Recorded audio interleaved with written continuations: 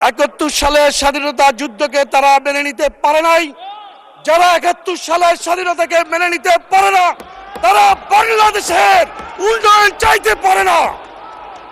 প্রিয় মাননীয় স্পিকার,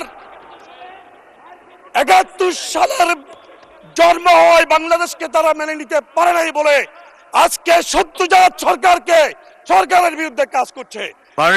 আপনার এক মিনিটে কনক্লুড করেন। আমাদেরকে যারা ভোট দিয়েছে তারা আঙ্গুল চষবে না, বসে থাকবে না, তারা প্রতিবাদ করবে। এখানে যে অসংসদীয় ভাষা ব্যবহার করা হয়েছে এটা এক্সপান্ড করা হোক।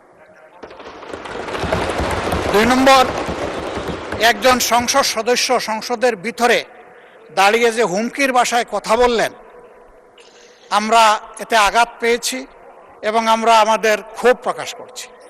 এই জন্য যে তিনি ফ্যাসিস্টের সৃষ্ট নির্বাচিত প্রেসিডেন্ট হয়েও তিনি ফ্যাসিস্টকে ফ্যাসিস্ট হিসাবে স্বীকৃতি দিয়েছেন, ঘোষণা করেছেন জুলাই আন্দোলনের সকলের সাথে।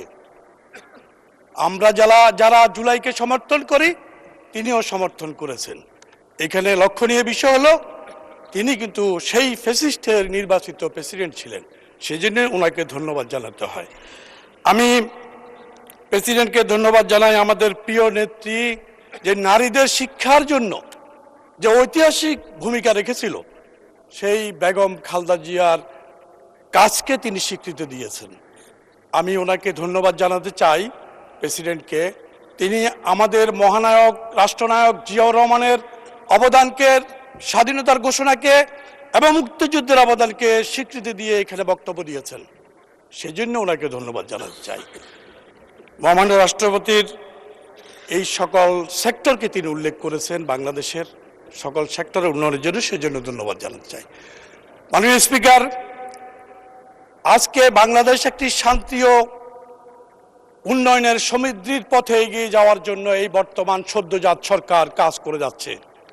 কিন্তু অত্যন্ত দুর্ভাগ্য যে আমাদের এই সংসদের বিরোধী দলের সংসদের ভিতরে এবং বাইরে এই সরকারকে নাজেহাল করার জন্য যে চক্রান্ত চালাচ্ছে, যে চক্রান্তের ভূমিকা অবতীর্ণ হয়েছে, এটা কোনোভাবেই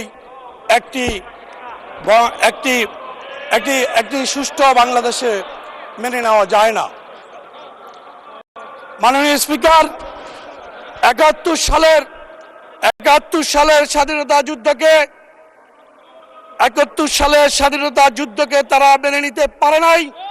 যারা 71 সালের স্বাধীনতাকে মেনে নিতে পারে না, তারা বাংলাদেশের উন্নয়ন চাইতে পারে না। প্রিয় মাননীয় স্পিকার, 71 সালের জন্ম হয় বাংলাদেশকে তারা মেনে নিতে পারে নাই বলে আজকে সত্যজাত সরকারের বিরুদ্ধে কাজ করছে। মাননীয় স্পিকার, আপনি শুনেছেন চট্টগ্রামে গতকাল সিটি কলেজে ছাত্রদলের উপরে হামলা করছে কারা? শিবির। কি অপরাধ ছিল? ছাত্রদল শুধু বলেছে গুপ্ত, ছাত্রদল লিখেছে গুপ্ত, সেই জন্যই তারা একটা গুপ্ত শব্দকে উল্লেখ করে তারা ছাত্রদলের উপর হামলা করে বাংলাদেশের গণতন্ত্রের উপর আঘাত করেছে। মাননীয় স্পিকার, আমি পাহাড়ের জনগণকে ধন্যবাদ জানাতে চাই। পাহাড়ের জনগণ, পাহাড়ি বাঙালি সবাই আমাকে তৃতীয়বারের মতো নির্বাচিত করেছে। সেই পাহাড়ের গণমানুষের জন্য, পাহাড়ের শান্তি প্রতিষ্ঠার জন্য, আমি টেকসই শান্তি প্রতিষ্ঠার জন্য মাননীয় প্রধানমন্ত্রীর দৃষ্টি আকর্ষণ করছি। পাহাড় কৃষি নির্ভর অঞ্চল, সেখানে কৃষকদের প্রাণের দাবি, কৃষককে টেকসই এবং আধুনিক শিক্ষায় শিক্ষিত করার জন্য ওখানকার মানুষকে কৃষি বিশ্ববিদ্যালয় অত্যন্ত জরুরি। পার্বত্য অঞ্চলের মানুষের চিকিৎসা কষ্ট অসহায় লাগে, টারশিয়ারি লেভেলের বিশেষায়িত হাসপাতাল ও মেডিকেল কলেজ স্থাপন করার জন্য আমি আবেদন জানাচ্ছি। মাননীয় স্পিকার, বন রক্ষার জন্য, বন একটা সম্পদ আমাদের দেশের এবং জাতির। বিগত আওয়ামী লীগ সরকার, ফ্যাসিস্ট সরকার বনকে উজাড় করে দিয়েছে, ধ্বংস করে দিয়েছে। সেই বনকে রক্ষার জন্য মাননীয় স্পিকার, একটি বন গবেষণা অত্যন্ত জরুরি, যা দেশের অর্থনীতিকে সমৃদ্ধ করবে। মাননীয় স্পিকার, পাহাড়ের মানুষ অত্যন্ত অবহেলিত, তাদের জন্য টেকসই উন্নয়ন দরকার। গ্রামীণ উন্নয়ন দরকার। অতএব এই বিষয়ে সরকার নজর দিবে, এটা আমার দাবি। আজকে আমাদের বিরোধী দলের ভাইয়েরা খেপে উঠেছে এই সংসদে, গণতান্ত্রিকভাবে কথা বলার অধিকার তারা দিতে চায় না। চট্টগ্রামের ছাত্রদল কি কথা বলেছে? গুপ্ত বলেছে। এই সংসদে আমরা নির্বাচিত হয়ে আসছি কথা বলার জন্য। বিরোধী দলের ভাইয়েরা আজকে কণ্ঠ চিপে ধরতে চায়, ফ্যাসিস্টের গলা চিপে ধরতে চায়। তার প্রকাশ এখানে চট্টগ্রামের ছাত্রদল একটা শব্দ লিখেছিল গুপ্ত। এই গুপ্ত শব্দের সাথে তো কোনোভাবে সংশ্লিষ্টতা নেই। গুপ্ত মাননীয় সদস্য, আপনার এক মিনিটে কনক্লুড করেন। তারা চায় না। মাননীয় স্পিকার,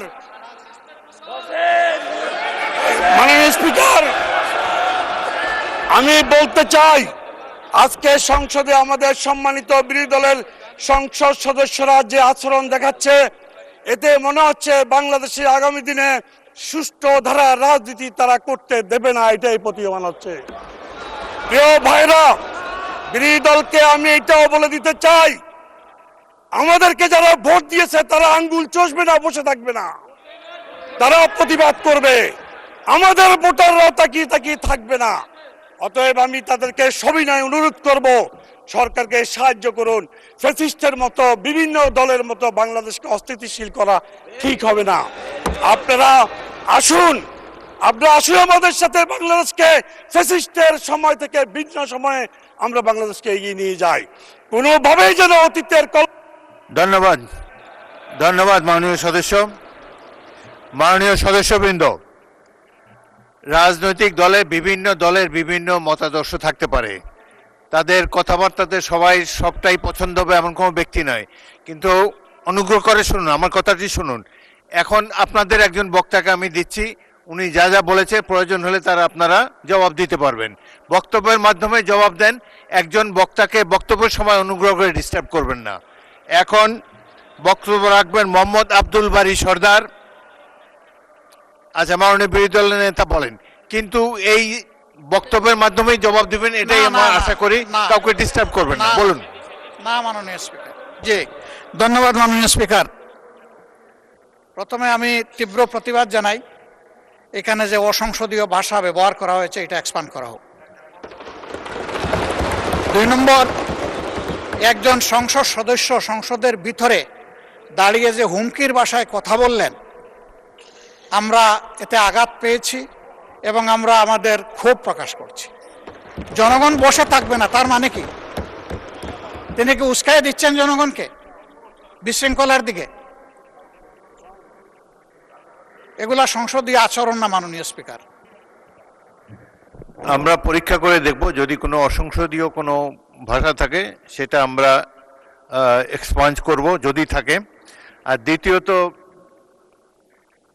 যেসব বক্তব্য, এটা তো বাংলাদেশের রাজনীতির ভাষা, আমরা চুপ করে থাকবো না, এইগুলো তো শত বছর ধরে বাঙালিরা বলে এসেছে।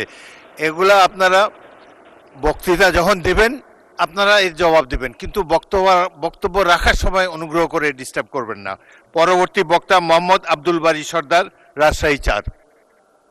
আপনার সময় 5 মিনিট। আসসালামু আলাইকুম রহমতুল্লাহ।